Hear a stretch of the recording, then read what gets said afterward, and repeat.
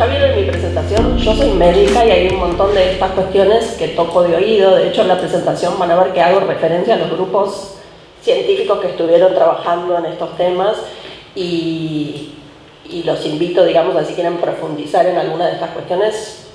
Yo les voy a decir, yo esto no sé, pónganse en contacto con las personas que saben sobre esto. Y además porque me allanó todo ese camino de los tipos de modelos, un montón de cosas de las cuales yo un poquito tenía que hablar, porque sí o sí estaba, digamos, involucrado en la presentación, pero claramente no es donde me siento cómoda, dada mi formación. Y también voy a aprovechar para algunas cosas que él fue señalando, por ahí ir haciendo como referencia y comparando un poco nada, qué cosa funcionó mejor, qué cosas no. Son, digamos, iniciativas bastante distintas, me parece. Pero bueno, me parece interesante, digamos, que ir ya como señalando similitudes y diferencias para que podamos pensar sobre eso. Yo les voy a contar de un proyecto que se llama ARFAI, es un proyecto que todavía está en ejecución, es un proyecto de 2 años que está llegando a su fin en este momento, que tiene financiamiento de la cooperación internacional. El financiamiento es del IDRC, que es la agencia canadiense, y la de SIDA, creo que se llama la de Suecia. Y es un proyecto, digamos, es un set de proyectos o una convocatoria que buscaba herramientas de inteligencia artificial y ciencia de datos para hacer predicciones de epidemias o brotes epidémicos y que se enfocaba en el sur global, en la cooperación sur-sur. Hay varios proyectos africanos en general, hay 2 proyectos latinoamericanos, este de Argentina y un proyecto de Colombia también. Y una de las primeras cosas que me parece interesante señalar es que el proyecto ya desde su inicio, yo no formaba parte, llegué después. Es un proyecto que tenía involucrado, y esto es algo de lo que Rodrigo decía, como digamos parte de ese consorcio que estaba postulándose para recibir los fondos, a el Ministerio de Salud de la Nación, el Ministerio de Ciencia y Tecnología y una organización que se llama CIECTI, que es la que está, digamos, liderando y coordinando a todos los equipos. Y el objetivo del proyecto era contribuir con la detección temprana de enfermedades potencialmente epidémicas y pandémicas a través del desarrollo e implementación de historia clínica electrónica, y acá también me parece que es la otra parte, digamos, diferente e interesante del proyecto, con herramientas de inteligencia artificial y ciencia de datos.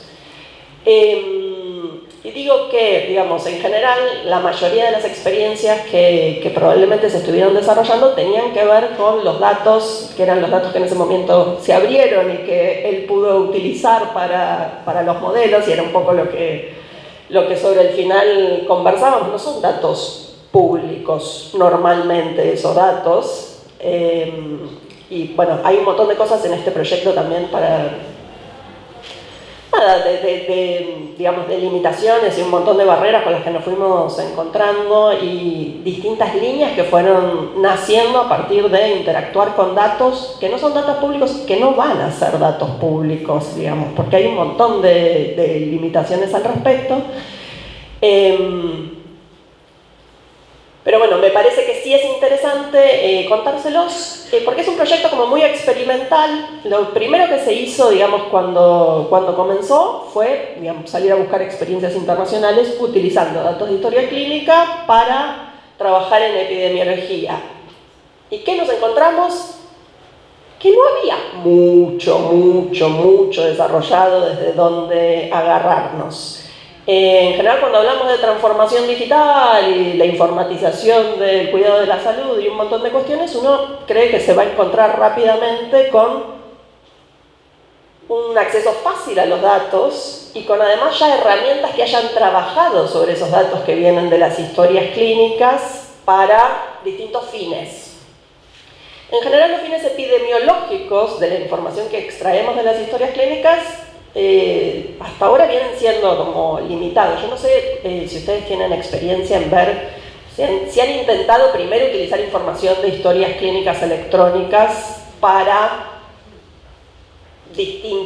diversas funciones, pero bueno, algo de lo que charlábamos al principio es la calidad de esos datos, ¿no? Como primer punto de partida. Y después hay un montón de cuestiones que en el proyecto se fueron abordando de formas distintas, que tienen que ver con la estructura que tienen esos datos. En general, uno cree que va a encontrar datos estructurados, y la realidad es que la riqueza de la información que está en las historias clínicas electrónicas, porque los profesionales de la salud escribimos de manera narrativa en las historias clínicas sobre lo que sucede con los pacientes, está en el texto libre, que sigue siendo texto libre y, digamos, es difícil de tratar para ser utilizado.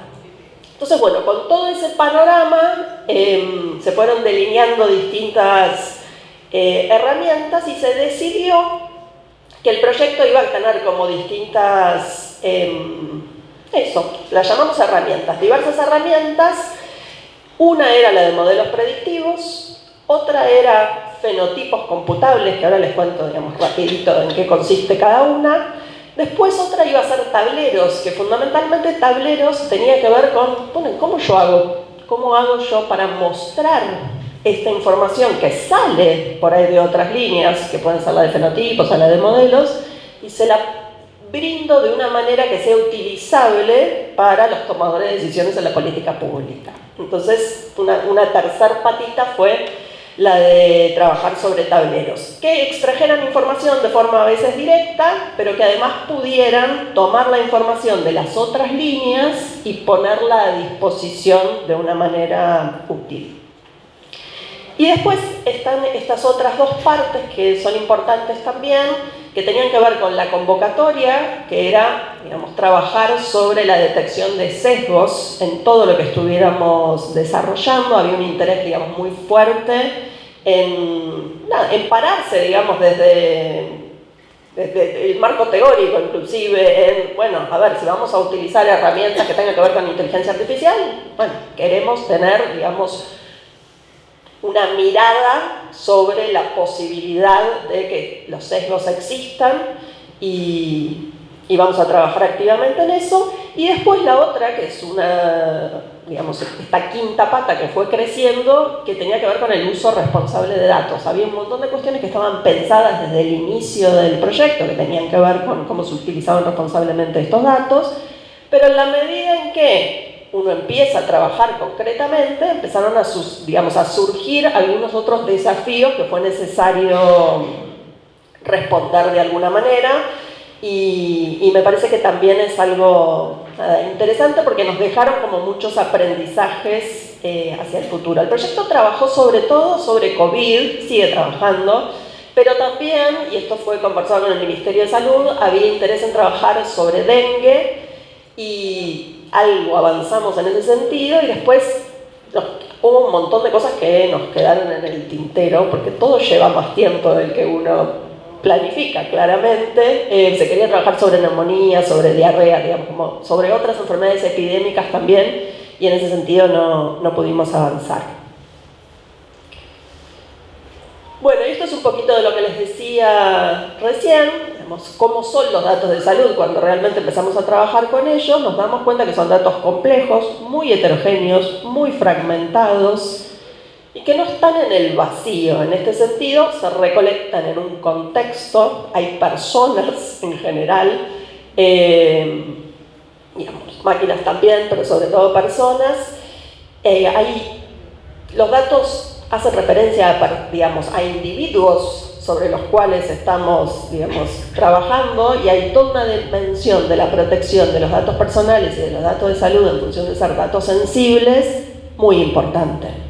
Esa es como una de las principales, digamos, limitaciones que tuvimos en el proyecto y que vamos a seguir teniendo cuando discutamos estas cosas.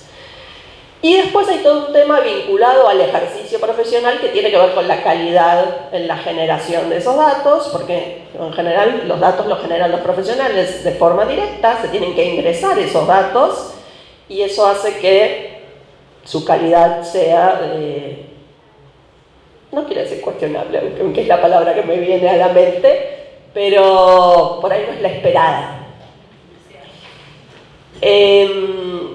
Y Y acá también como un mini resumen de cuál es el ciclo de los datos con los que nosotros particularmente estamos trabajando, que son, repito, datos de historia clínica electrónica, que son, por las dudas hago como esta aclaración, datos diferentes a los que ellos utilizaron, que pertenecen a lo que está, digamos, organizado a través del Sistema Nacional de Vigilancia Epidemiológica, que es otro sistema de recolección, tiene su propio circuito. Uno también, cuando piensa en transformación digital, cree que a los 2 minutos, digamos, yo voy a cargar en la historia clínica electrónica y eso va a aparecer dentro de la vigilancia. No estaría sucediendo igual en términos generales en ningún lugar del mundo tampoco, ¿no? Que no sea siempre latigazo en nuestras espaldas, digamos. Pero ese vínculo, que para los profesionales de la salud además es muy importante porque es una doble carga de trabajo en general. Yo tengo que registrar lo que le pasa a la persona en su historia clínica y además tengo que dar alerta al sistema de vigilancia cuando es un evento de notificación obligatoria, hace que, siempre fue así, digamos, previo a la informatización, que muchos de esos eventos no se reporten. De hecho, lo que sucedió con el COVID y el nivel que tuvimos de reporte de esos eventos de notificación obligatoria es algo nunca visto. En general no tenemos la información sobre esos eventos. Es un poquito también da pie a esto de que estemos probando con, bueno, ¿qué podemos sacar de la historia clínica? Que por ahí no sea el reporte activo que se hace al sistema de vigilancia, pero que nos sirva de alguna forma para ir monitoreando qué está sucediendo y quizás, ¿por qué no?, en algún momento poder hacer una alerta temprana en relación a un brote epidémico. Bueno, ¿y cómo es el ciclo del dato? Digamos, está la población, hay solamente, y en este caso es la historia clínica electrónica en el sistema público, lo que nosotros estábamos utilizando, solamente una partecita de esa población consulta dentro de ese sistema, ¿no?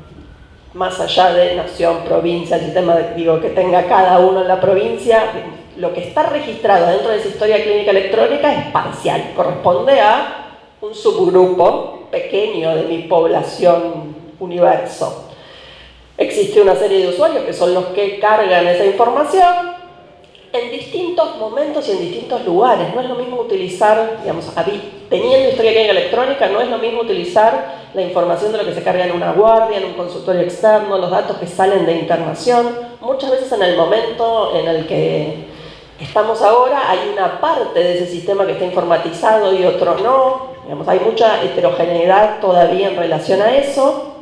Entonces, bueno, tenemos un registro que no es sistemático, que es incompleto y que es subjetivo además, porque lo está generando una persona desde su propia subjetividad. Esos datos, tenemos datos que son estructurados y datos que son no estructurados, como les decía antes. En el mejor de los casos, digamos, en relación a esto, tenemos una evolución, que son datos no estructurados, y algún tipo de campo estructurado, a veces codificado con CIE, a veces codificado con SNOMED, que podemos llegar a utilizar. En general, eso es el campo de problema, o a veces tenemos campo de diagnóstico. Y en los casos quizás más avanzados, cuando hay integraciones con sistemas de laboratorio, sistemas de imágenes, digamos, podemos empezar a tener más información, pero eso también es muy incipiente en general. Bueno, y después de eso, digamos, genera tablas, ¿no? A veces, digamos, las tablas con las que nos hemos topado no tenían las características tampoco ideales en relación a la normalización de todas esas cuestiones y en el mejor de los casos generan informes para la gestión o para la investigación. Y eso también es otra cosa que, digamos, si están trabajando dentro del sistema de salud, quizás lo hayan visto. Hay mucho desarrollo en general en la parte que tiene que ver con el registro clínico, que es lo primero, pero todavía tenemos muy poco desarrollo en herramientas de extracción y de explotación de esos datos para los profesionales de la salud, que son los primeros que están reclamando eso, porque es como, bueno, yo estoy cargando todo esto en la historia clínica electrónica, pero nunca veo ninguna salida de esto. Soy solo el data entry o la data entry de esta situación. En general hay salidas para los niveles más altos y muchas veces no hay salidas para los niveles de mesogestión también. Entonces el proyecto ORFAI en esas discusiones también, si bien el Ministerio de Salud de la Nación era el que formaba parte del consorcio, estuvimos trabajando en salidas que fueran de utilidad para la mesogestión, porque además nos parecía importante, digamos, como situarnos en ese lugar, porque nos parecía que era un lugar de vacancia en la generación de información.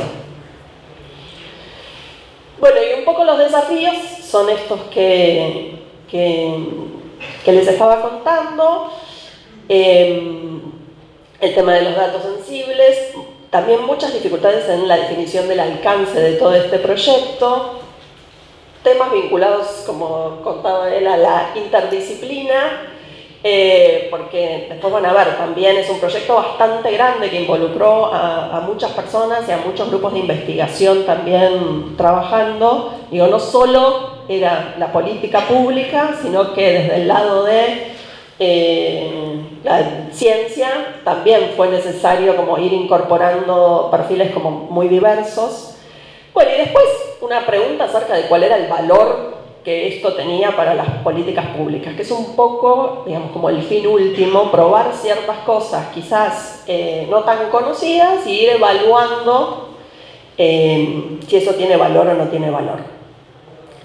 Bueno, en relación al tema de los datos, que no sé si es una preocupación de todos ustedes, desconozco, pero en general cuando comentamos cosas acerca del proyecto, por ahí porque las presentamos en general en ámbitos de la salud, hay mucha preocupación siempre en cuál es el tratamiento de los datos.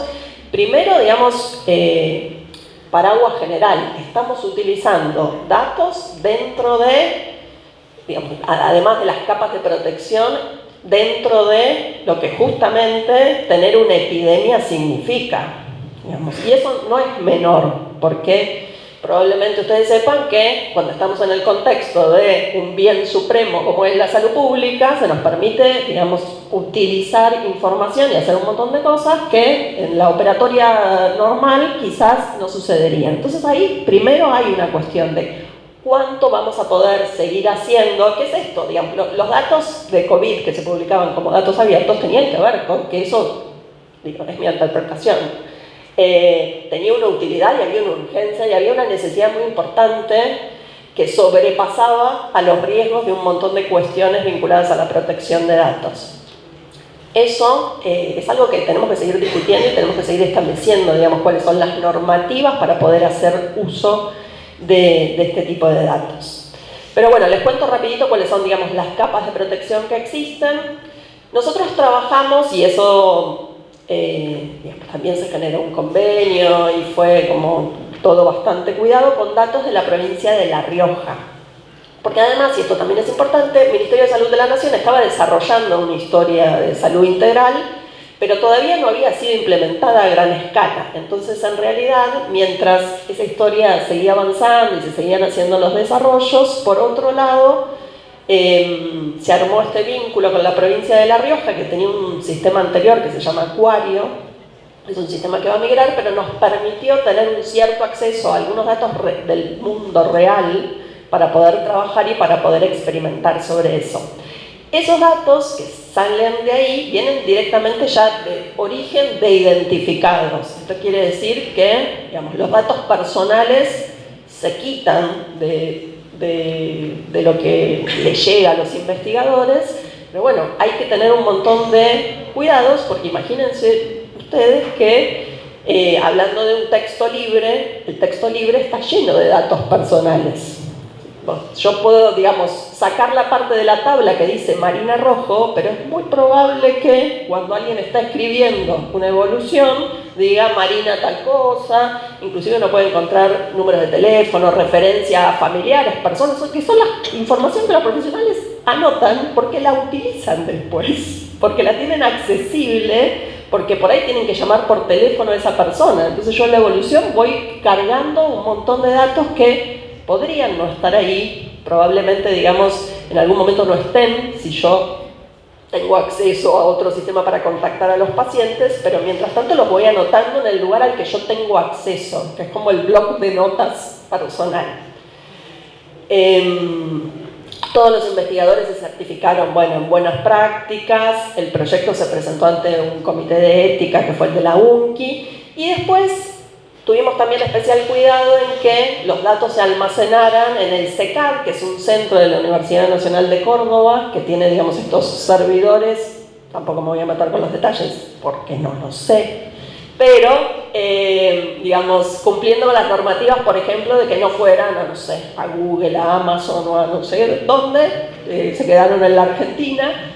Los investigadores se conectan, digamos, de forma segura para acceder a esto, solamente tienen acceso a la partecita sobre la que tienen que trabajar. Digamos, se trabajó mucho en empezar a generar buenas prácticas en relación a la utilización de todos estos datos, que fueron un poco el camino que se recorrió, porque tampoco es que tengamos, digamos, manuales y protocolos establecidos por todos lados que nos digan cómo tenemos que actuar en estas situaciones. Así que en ese sentido, me parece que hay como muchos aprendizajes interesantes para compartir después. Y lo mismo con, bueno, con los repositorios, digamos, porque al principio era como GitHub, no, pero esto está también en la red, si yo pongo acá el código, porque también había código compartido. La idea es que esto además, digamos, y por las características, digamos, del proyecto, todos los desarrollos son de código abierto. Pero eso también plantea de nuevo, sigo hablando de cosas que no sé, porque yo no hago código, pero parece que la gente escribe código y de pronto se cuelan cosas que hacen referencia a esas tablas. Bueno, hay mucho cuidado en qué podemos compartir y qué no se puede compartir de ese código para estar seguros de que nada de la información que debe ser protegida salga para afuera. Y esto terminó siendo el proyecto, digamos, como en términos generales. No me voy a meter en cada una de estas cosas, y después hay presentaciones digamos, online del proyecto de determinadas líneas, por si quieren, digamos, como meterse en algo en particular. Pero bueno, sí les voy a contar como lo que hacia la cuestión de modelos predictivos, por ahí más en profundidad, y un poquito del resto. Modelos predictivos, que después me meto, en realidad tuvo como dos fases. La primera fase, que se trabajó con la Universidad de Entre Ríos, estuvimos trabajando con un modelo de los que se llaman basados en agentes. Lo miro ahí. Que después les cuento, porque de eso tenemos cierta evaluación de pros y contras, y ahora hay otro nuevo equipo, que es un equipo de la Universidad de Quilmes, trabajando en modelos más parecidos a los que él viene trabajando. Fenotipos computables es una línea que para mí es súper interesante, por lo menos desde mi punto de vista, que tiene que ver con trabajar con el texto libre de las evoluciones, que, digamos, entendemos que ese es como un gran desafío. En general, trabajando sobre texto libre, hay muchas experiencias internacionales con enfermedades no tanto epidémicas, sino enfermedades endémicas. Digamos, la idea es que yo, digamos, detecte cuál es el fenotipo de un caso de diabetes. Entonces, que yo pueda extraer con determinados parámetros cuando se establece. En general se utiliza más para enfermedades crónicas. Y de hecho, por ejemplo, el Reino Unido tiene como todo un repositorio de cuáles serían los fenotipos que yo puedo aplicar dentro, pasarlos por mi historia clínica electrónica para levantar casos de distintas enfermedades crónicas. Entonces se estuvo, digamos, probando ese tipo de herramientas sobre el texto libre, tratando de detectar, por ejemplo, casos de COVID. ¿Y por qué es esto? Porque en realidad muchas veces pasa que la riqueza está en texto libre, y por ahí la etiqueta dice control de salud, y adentro de lo que se escribe en esa consulta hay un montón de pistas, o inclusive de diagnósticos certificados, digamos, con el sello de te estoy diagnosticando tal o cual cosa, que necesitan ser levantados de una forma diferente. Y además Fenotipos Computables también estuvo trabajando en la parte de protección de datos para poder armar un algoritmo que fuera en castellano, porque en general todas estas cosas están en inglés, para mejorar esto que yo les contaba de la anonimización. Entonces, que yo también tuviera un algoritmo que, pasando por ese texto libre, fuera detectando cuando hay nombres, cuando hay direcciones, cuando hay teléfonos, y eso lo fuéramos enmascarando para no ponerlo a disposición del que está haciendo la investigación.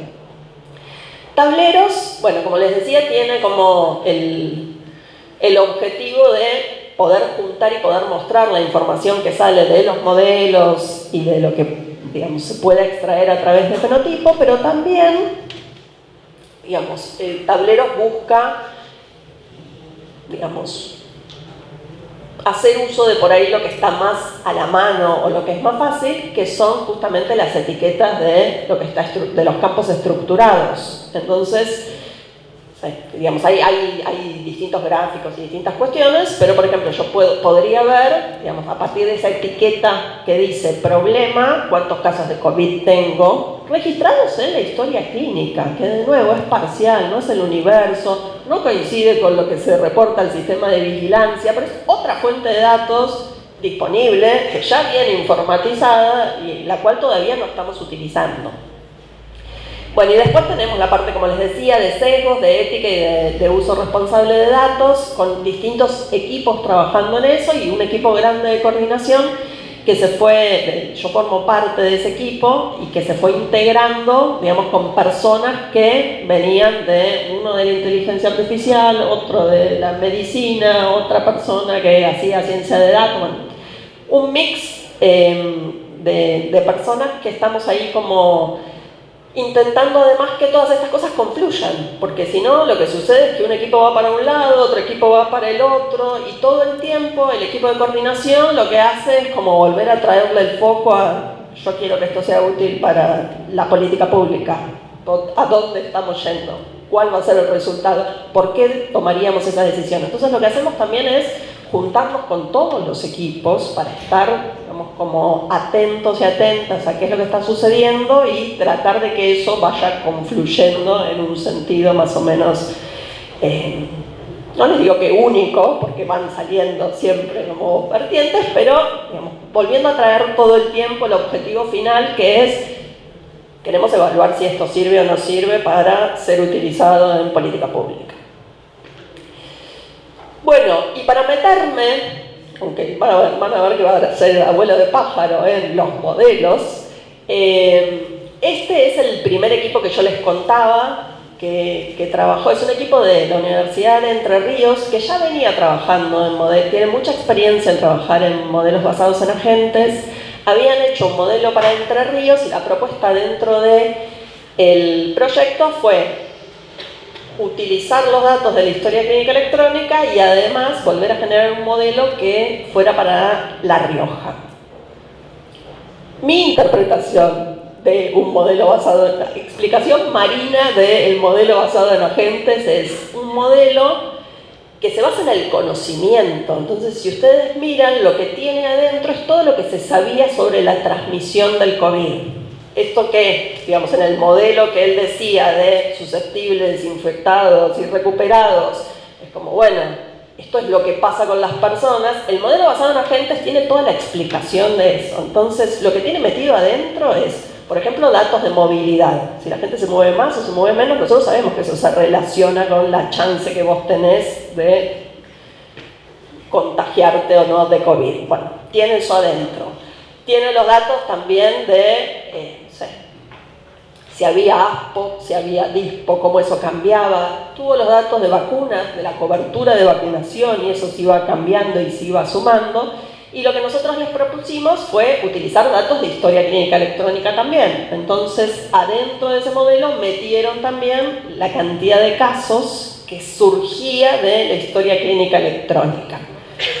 Tienen ahí uno de los papers que ellos publicaron por si los quieren buscar y si quieren contactar con ellos. ¿Cuál fue, digamos, en términos generales, un poco la evaluación que se hizo después de haber utilizado este modelo? Era que era un modelo que no era escalable, digamos, era un modelo que justamente servía para Entre Ríos en su momento y después era La Rioja capital, porque estaba muy bien representado lo que estaba sucediendo en La Rioja en ese momento. Iba a un nivel de detalle increíble. Pero eso requería que los investigadores estuvieran todo el tiempo alimentando ese modelo con los datos, digamos, que primero que iban cambiando, distintas fuentes de datos. No era algo que nos pudiera servir, de nuevo, volviendo a lo que, digamos, el proyecto buscaba, que era dotar a todas las municipalidades, como quisieron hacer ellos, de información para que tomaran decisiones. Si nosotros hubiéramos querido hacer ese modelo para cada una de las municipalidades, los municipios de la Argentina, el trabajo hubiera sido abrumador. No se podía hacer. Entonces, en ese sentido, digamos, no era un modelo que nosotros después pudiéramos poner a andar y que, digamos, se pudiera consumir en distintos lugares.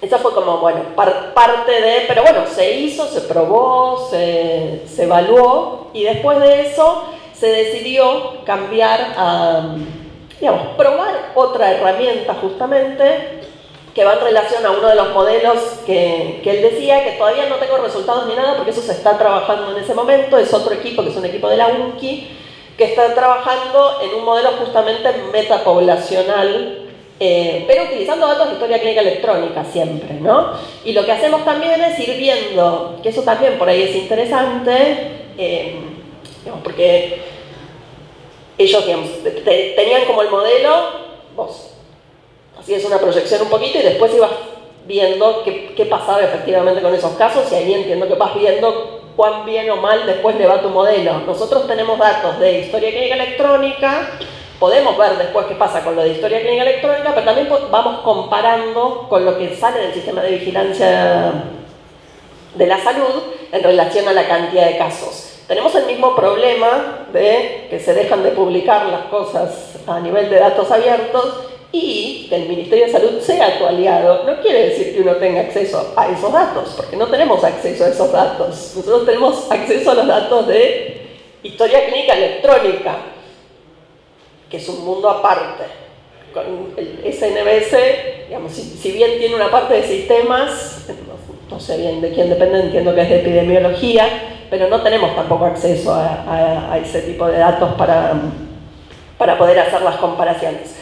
Pero bueno, estamos terminando esta última parte del proyecto que termina ahora. También va a tener su presentación de resultados. Pareciera ser a priori que este tipo de modelos sí nos resulta como mucho más útil, más allá de cuál sea el modelo indicado, digamos, y ajustado y todo. Es un modelo mucho más viable en términos de eficiencia para poder utilizarlo, que el modelo anterior basado en agentes que no nos funcionó. Bueno, y algunas cosas, sí, muy ya de conclusiones generales. Hablé mucho, ¿no? Seguimos trabajando, digamos, en esto. La historia de la HCI de Nación también tiene, digamos, como, y está dentro del proyecto, un cierto apoyo a la implementación. Provincia de Buenos Aires está trabajando con esta historia para hacerla crecer. Uno de los desafíos que tenemos nosotros ahora es empezar, digamos, a llenar de datos todo esto que venimos trabajando, porque vieron que yo les dije al principio que usamos los datos de La Rioja, que son los que teníamos acceso, porque la historia todavía se estaba implementando. Bueno, Provincia de Buenos Aires tiene una implementación como muy fuerte ahora de esta historia, así que estamos trabajando ya también directamente con ellos en nutrirla de datos, porque, de nuevo, en términos de cuidar los datos no vienen archive, digamos, sí. Los datos de La Rioja estuvieron guardados en estos servidores porque había que hacer cuestiones específicas de trabajo con los datos. Pero la idea después de esto es que esto sea un tablero, ¿sí?, que esté funcionando sobre la historia clínica electrónica, y que en realidad los datos sigan quedando del lado de la historia clínica electrónica. No es necesario sacar eso afuera, sino que es necesario, digamos, seguir armando funcionalidades de esa historia para que puedan tener un tablero donde se vean todas estas cosas.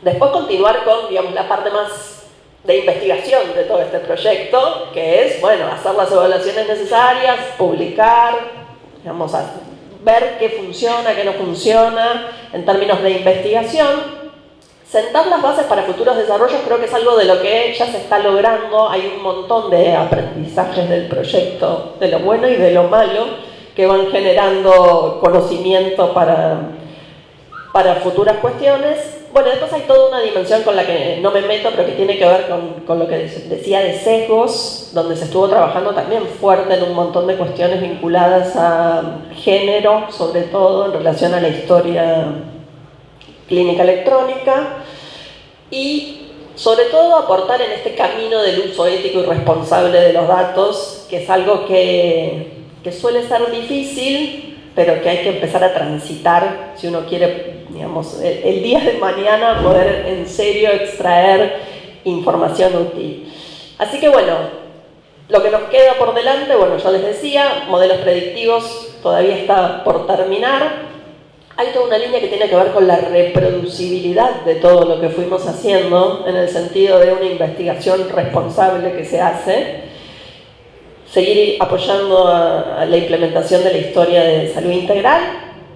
También, digamos, continuar con la línea de sesgos y de equidad sobre lo que sale de historia clínica electrónica. Bueno, y mejorar nuestro algoritmo de anonimización. Y la idea de eso también es compartirlo, digamos, ¿no? En lo colaborativo del proyecto y además en el espíritu de que sea, digamos, de código abierto, está esto de generar un pequeño producto, que es este algoritmo de anonimización para texto libre, que puede utilizar cualquiera sobre su historia clínica cuando necesite trabajar sobre esos datos, porque, como les decía al principio, en general todas estas cosas están en inglés y en castellano es muy difícil encontrar por ahora este tipo de desarrollos. Bueno, y hasta aquí llegamos. Ahí tienen como mis datos en particular por cualquier cuestión, y si necesitan contactarse con cualquier parte del proyecto, que es grande y muy colaborativo, bueno, pueden, digamos, escribirme y los vamos poniendo en contacto con las personas idóneas para eso.